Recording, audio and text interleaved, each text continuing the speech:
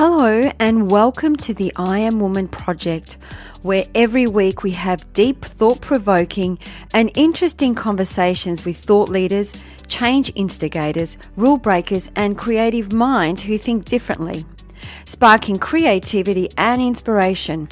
Our special guests on our show cover a variety of topics just for you, and they share their personal stories to inspire, motivate and empower you, our listener. The I Am Woman podcast is produced for your enjoyment, and show notes are found at www.catherineplano.com. Come back often and feel free to add the podcast to your favourite RSS feed or iTunes. All links are in the show notes. Now let's get into the show.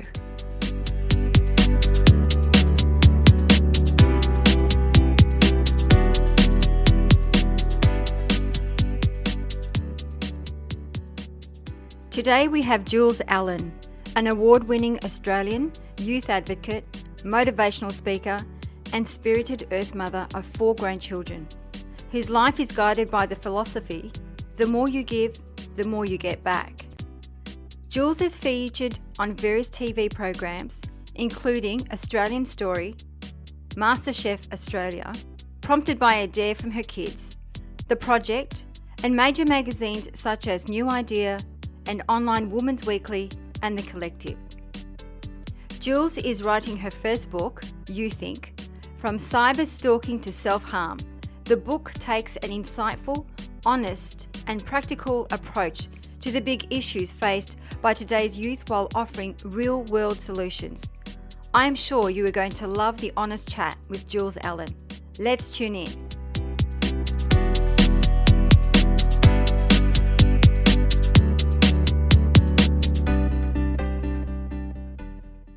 Hello and welcome. You're listening to the I Am Woman Project podcast series.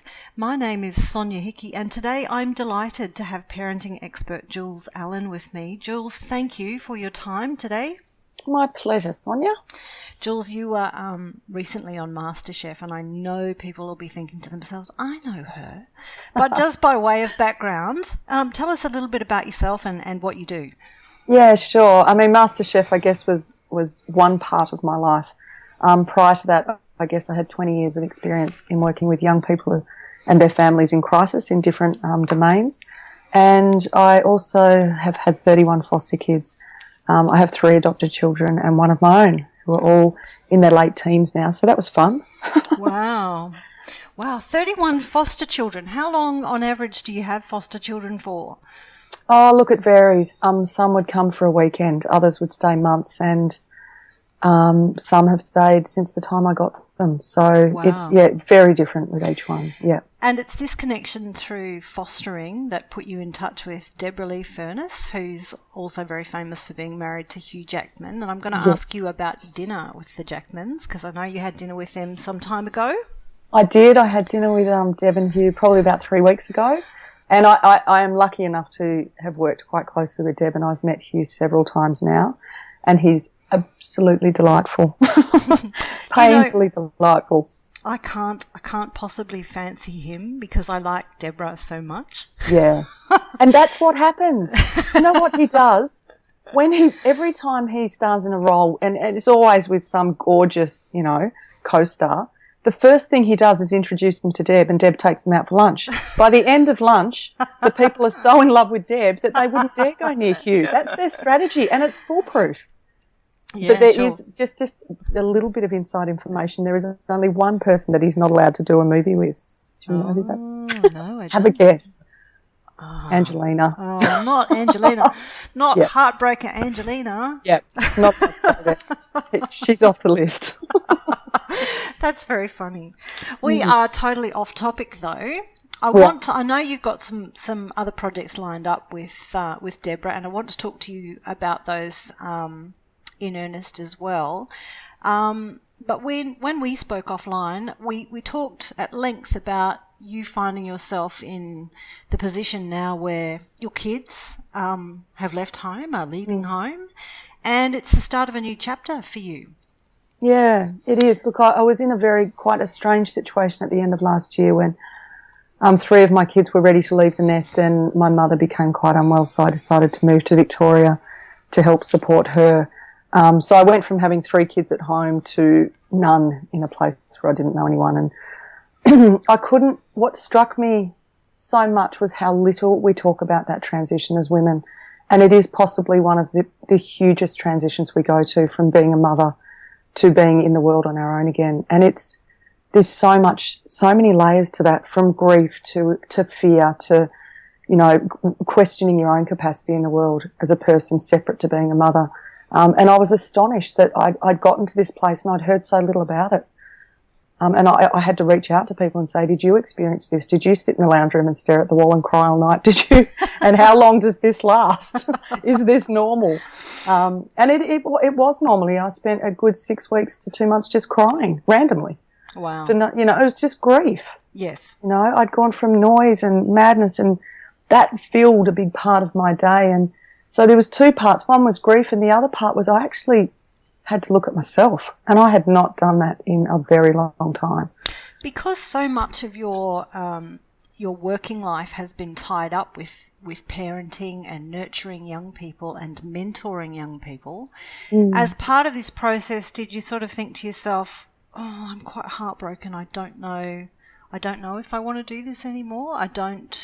Did you question your path? Yeah, look, I did. That was a big part of it for me. Is I trying to figure out where I was to head from there, and my disconnection from parenting. I actually questioned whether working with children and working in that realm was for me anymore. I thought, do I just completely branch out into something disconnected in order to recreate myself? And for me, what I discovered is that I had, without being arrogant, I had 20 years of experience with thousands and thousands of teenagers. And for most parents, the only interaction they have with a teenager is their own.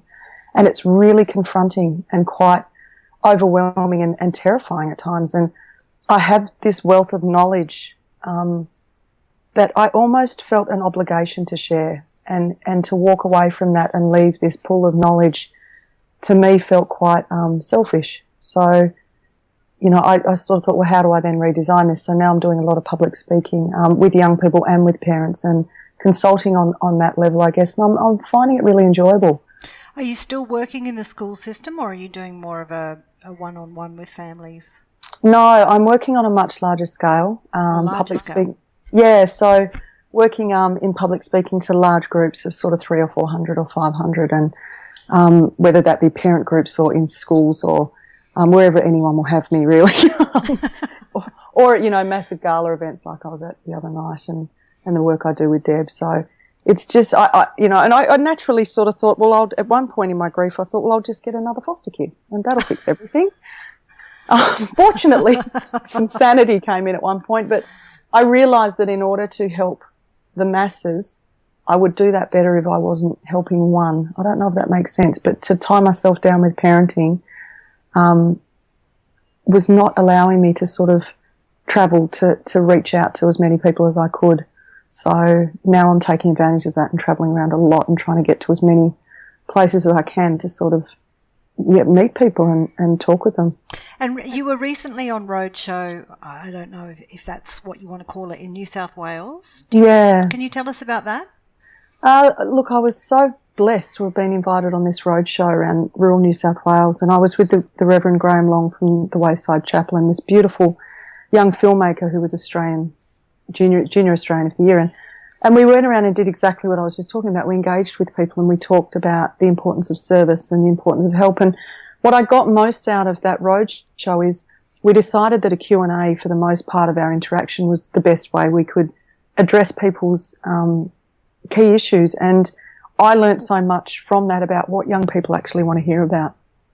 What are the things they're wanting to know? How do they want to change their lives? What issues are affecting them? So it was almost like a research thing for me to realise that public speaking's great, but for me it has to be a conversation rather than young people get dictated to enough.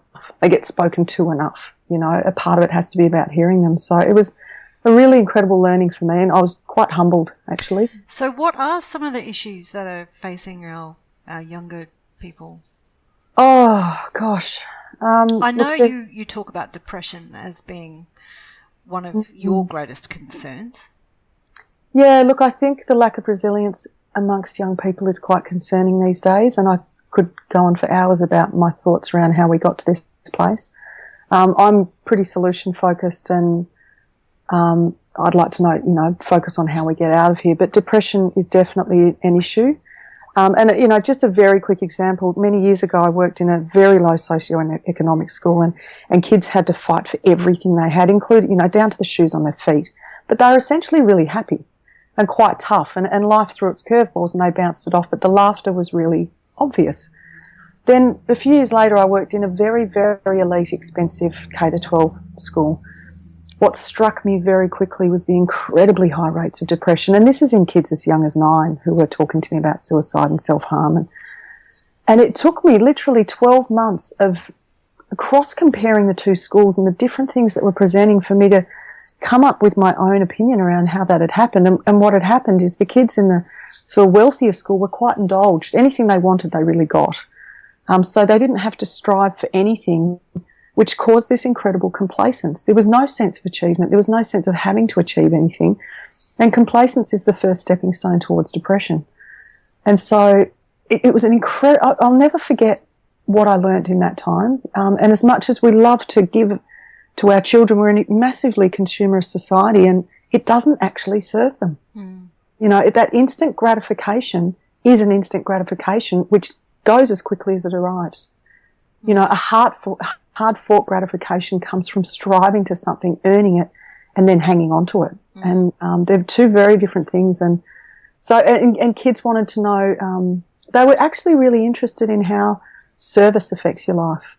How does that affect your life? How can you help other people? A lot of them ask that question, how do I help someone else? And I had to draw it right back to basics and say, it's not about changing the world. It's not about running an orphanage in Cambodia, as much as that's valuable work. It's about looking around you right now and going, who's that person sitting on their own over there, and how can I change that for them? How do I bring them back into the fold? That's kindness in a nutshell, is always looking within your periphery and going, what can I do right now? And there's always something. And so it was really nice to hear that a lot of them wanted to know what they could do.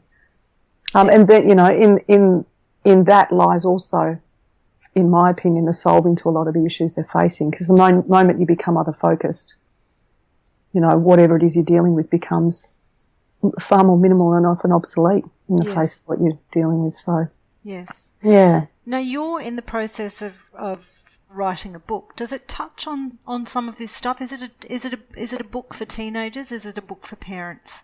Look, it's a book for both. Right. I didn't want to miss out. I've read a lot of teen books over the years and a lot for parents, and at the moment one of the biggest issues is there's a massive disconnection between our generation and young people. And so one of the things I wanted to address was the reconnection, and in doing that my book is double-faced. So one side is advice to teenagers on very specific issues, and the flip side is advice to parents on the same issues, so that they get an understanding of where each other are coming from, and the advice that's being given. I'm interested in what you just said about a disconnection between the generations. Now, I don't want to ask you how you think we got to that point, although I think, probably most of us as parents have our own theories on that. But most of us as parents are keen on keeping that connection. What sort of advice can you give us around that? I think one of the greatest, I have small children, one of my greatest fears is that when they hit those teenage years, how do I ensure that I'm cool enough or approachable enough for them to still talk to me? Yeah, look, I think that's a very real concern, and if we're to be honest as parents, every single parent has that concern.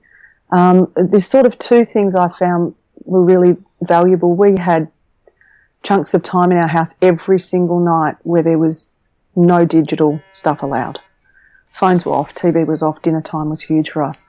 And we would sit around and we would chat. And I would do a lot of listening because the kids sort of banter back and forwards. And that was crucial, that time, that at some point during the day we all connected and came into being with one another. And the other really simple thing for me is, I know this sounds bizarre, but I discovered on MasterChef that one of the greatest ways to stay connected to your kids is through food. It's bizarre, but if you think about it, the kitchen is the heart of the home.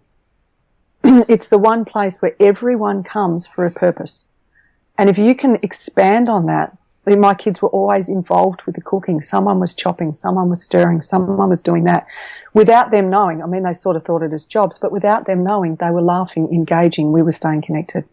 And we've always, pancake Sundays, everyone on Sundays in the kitchen making pancakes. Tiny little things like that maintain a connection. You know, people stop making their kids lunches when they hit high school thinking they're old enough. That, to me, is the crucial time that you pack their lunch every day, because at some point during the day they're reminded of you. Yes, yes. For me, I like what you said about the Sunday ritual. For me, remembering my childhood and creating a childhood for my own kids, that's something I'm conscious of. I want those Friday night hamburger night. I want totally once a month fish and chips with grandpa and grandma on the beach type rituals that they'll remember as they get older. They're so important, and they're often around food. Christmas is around food. Yes. Easter's around, everything is around food. Don't ever underestimate the role that food plays. I mean, if I said to anyone, whether it be child or adult, and one of the first things I ask a child who I'm, you know, seeing maybe is having trouble connecting, I'll go, what's your favourite dinner? Straight up, I get an idea of the child. And the first thing they do is they look to the sky. And they're not necessarily thinking about the food. They're thinking about the smell of it, who makes it, where it's made, and what that place means to them. Yes. So they're connecting with the place that they belong. It's such a simple thing, but we overlook it. I can think back to my childhood, and there was a certain smell when I walked in the door on a Saturday. My mother's Asian, and she'd cook all day Saturdays. I'd walk in on a Saturday, and that smell was like a blanket. It just wrapped around me. Now, I don't know what the meal was, and it doesn't matter. But when I think of food and growing up, the role it plays is enormous. And it's a massive point of connection that we have to our families. So you're right, food traditions involving kids in food, you know, letting them cook the food, disastrous as it may be, you know, because they'll think it's awesome. If you get a kid to make a veggie patty, they will think it is the best veggie patty that's ever been made on this planet. You make the veggie patty for them and they'll be poking it around the plate going, really? You know. There's broccoli in there. Yeah, exactly. I can see it. So that's one of my personal favourites anyway for connection is food. Jules, you talk a lot in your blogs about your own delinquency and how that prepared you for the path that you're on. Was there ever an inkling in those years that you might find yourself on this path, being able to make a difference in so many lives? Yeah, look, I think, you know, I recall quite clearly being about 16 or 17 and I was way off track. I was probably bordering on, you know, being addicted to drugs and alcohol and suffering from depression. I was all over the place. And I remember seeing this social worker, or coming to know of this social worker who was doing amazing work with young girls. And I not only wanted her to help me, I wanted to be her. And I wanted to engage in the work that she was doing and help, I guess, people. I just never forget thinking, I'm going to do that one day. I'm going to do the work she's doing. And it wasn't until years later that I thought back to that moment and thought, oh my God, I'm doing it. Wow. So yeah, it was not, nothing I've ever done's been well thought out. Everything I've done's been by accident. But it's funny how those tiny little seeds that plant themselves, you know, we water them along the way and yeah. But it wasn't until much later in life that you did your formal study, was it? No, I got thrown out of uni several times between 18 and 21. My maturity was I was also trying to be a rock star, and being a rock star and being a uni student, they don't go hand in hand. Late nights and assignments. And I was not in a great place. So I didn't do my formal study till I was 30, which I look back on now as working full time. I think I had a bunch of kids at home. And I was studying full time as well. And, it's funny, you look back and go, how the heck did I do that? But I did, you do it. And I was ready to study and I had a bit of a clearer direction or idea about what I wanted to do. So hence I studied social science and, it was great. But in saying that, it gave me a certificate, but with no disrespect to the tertiary system, the line of work I'm in, what I've learnt has literally been in the field and has been concreted by being faced with another teenager and another teenager and another teenager, not what I read in books, because they're all so different. Mm. You know, I never deal with one. I would never apply the same rules to one teen as the other, because they're different. Mm. They're Yeah. people. They're people. Yeah, they're awesome people too. I like them. With the benefit of hindsight, is there anything you might have done differently? Yeah, I would have, and I still have to be conscious of it today. I wouldn't have placed so much emphasis on someone else's opinion of what I should do in life, because I had a very clear understanding of what I wanted to do, and I allowed other people who I guess in a sense intimidated me into believing that I wasn't capable of that. And I regret that. And I'm conscious of it now when I say I'm going to do something and someone sort of smirks and laughs and goes, oh, good luck. Why is that person's opinions greater than my own? Mm. You know, when I'm me, I know what it is I want to do. So, that would be my advice, is not to listen to other people who restrict you in your belief of yourself. Who has been your greatest influence over the years? I've had a couple. I would have to say the most consistent would be my brother. We're incredibly close. We're like twins. And he just has, well, for one, a very sound understanding and tolerance of me. Everybody needs someone like that, don't you? Yeah, totally. But in that, he's taught me, you know, what I needed in life was that tolerance. And so I've therefore been able to learn the value of it and provide it to other people, for the most part, not always, but I've realised the importance of that tolerance and non-judgment. And another one is the gentleman I met a few weeks ago, Reverend Graham Long, who to me just typified exactly the person I want to be in life and the way in which I want to work. You know, I don't help people because I can fix them, because people don't need to be fixed because they're not broken. You know, they need to be met and they need to be heard. And he summed that up for me. So he's been an incredible inspiration for me. Yeah. Love him. What kind of stresses keep you up at night? I mean, now your children have basically left home. You've done your job as a parent. It's your job now maybe to be a friend. What worries you about this next step for you? Or life in general? Yeah, look, you never stop worrying as a parent. I'm much better now at letting go of that. Much better, because we can't control it. So I guess, you know, when faced with yourself, you're faced with all the doubts that come with your own abilities. That can keep me awake at night. And whether I'm living a very honest life is really important to me, and making sure what I present is congruent with who I am. But I think what ultimately, I was thinking about this, what really keeps me awake at night is when someone shamed me. And that will play over in my head because something's made me feel not okay about the interaction with that person. And I find the reason I know I've been shamed is because I'm thinking about the next time I meet that person. I'm already preparing my counter argument to what they say to me. And that tells me a lot about my relationship with that person. And I'm getting much better at not having those types of people in my life. But they do come in all the time. You know, I deal with a lot of people. And well, you have quite a public life as well. Yeah. And it doesn't, when you have a public life, you do have to present as quite strong, and which you can be, but you can also be insanely sensitive. And it's not until you get home and until you switch off from the public life that you then have to digest the things that have affected you in your interactions with people. And I guess that's the thing that keeps me awake at night, is at times feeling uncomfortable about an interaction. And it's often got something to do with shame, I've found. So how do you get yourself over something like that? What self-care mechanisms do you have to nurture yourself through those times when you feel troubled? I don't mean to laugh. Well, I only just recently discovered the whole self-care thing when I was going through my crying every day stage. And one of my girlfriends said, you need to learn how to self-nurture. And I thought the only thing that came to mind when she said that was running a bath. And I thought, oh, God, I hate baths. Does that mean I have to have a bath every day? All I thought was bath and a candle, and I'd be sitting there bored going, really, is this it? I've since learned relax. And that. Yeah. Look, I have, you know, it comes back to not really allowing people's opinions to affect me too much unless I really value that person.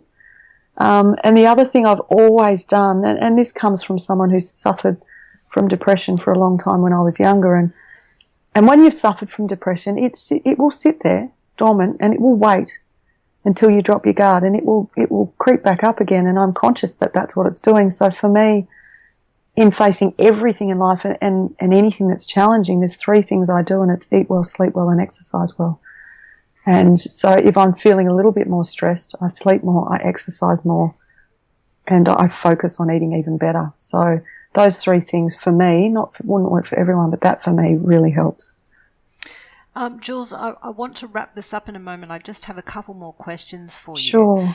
Because you speak the language of teenagers much more fluently than most of us grown-ups, are there 3 sort of golden nuggets you can give us in dealing with our own and dealing with those in the community around us to make our relationships better, more beneficial?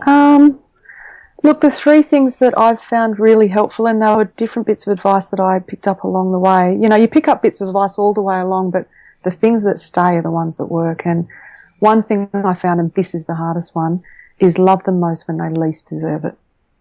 That is incredibly difficult to do, but if you can do that, the benefits of that are astonishing. You know, when they're really pushing the boundaries, you know, you cook their favourite dinner, you put the clean sheets on, you watch a movie, you curl up on the couch, and you stay close and you give them a lot of love. The other one is teenagers behave the way they do not to affect us. They behave the way they do because of what's going on for them. So it's very easy to take it personally, especially when you're told where to go. And I can't tell you how many times I've been told where to go, you know, or that you've ruined my life, or I hate you, or they're not doing that to affect us. That's showing us what's going on for them. So you really have to remove yourself personally with teenagers because it's got nothing to do with you. And the other bit is you teach people how to treat you, and this applies very much to teenagers as well. You know, if ever I'm feeling that someone is disrespecting me, that someone is treating me poorly, I have a choice about putting myself in front of that person, and I have a choice around saying that's not acceptable. And that applies to teens as well. You know, my kids know what's acceptable and what's not because I don't tolerate what's not acceptable. It's as simple as that. And if I'm finding myself in the face of it, I have to question what part I've had to play in it. So, yeah, teach people how to treat you is a really important one. Very useful, the 3 of them. They are. I'm sure that the people listening in will want to know more about you, will perhaps want to contact you. What's the best way to get hold of you? You can jump on my website, julesallen.org. My email address is on the website, and I always respond to people's emails. Maybe not on the same day, but I make it my mantra to respond to people personally. And the book is due out? Hopefully by December this year, hoping for a pre-Christmas launch on that one. Excellent. And it's not a psychologically based book. It's based on my experience, which is a little different Wonderful. to people's. Yeah. Look hopefully. forward to it. Yeah, thank you. All right, thank you very much for your time, Jules. My pleasure. Hopefully we'll have you in the series again sometime soon. Yeah, it'll be a pleasure. Thanks so much. Thank you.